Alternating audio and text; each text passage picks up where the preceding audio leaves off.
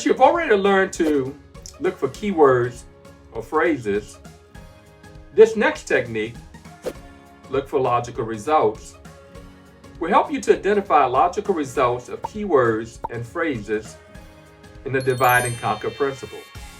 The logical results of specific words are the natural outcomes of those particular words.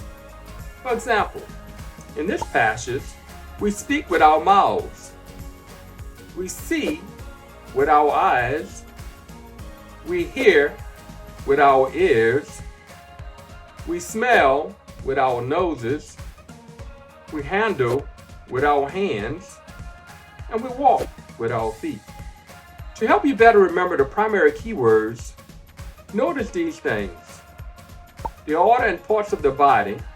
In the head, there's a mouth, eyes, ears, and nose at the top, hands toward the middle, and feet at the bottom. Or notice that 4 of the 5 senses are mentioned: see, hear, smell, and handle, or touch. Also notice how they have and have they changes back and forth between lines, and the word not and the colon repeats on every line. You will learn in the next technique, look for similarities or differences, how to look for keywords and phrases that are similar and different to help you remember verses easier.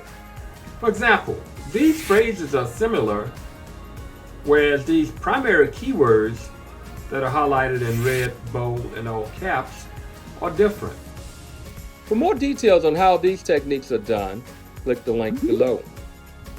If you enjoyed this video, click the subscribe, like, share, and notification buttons, and leave a comment to help promote this channel. Thanks for watching, and have a great day.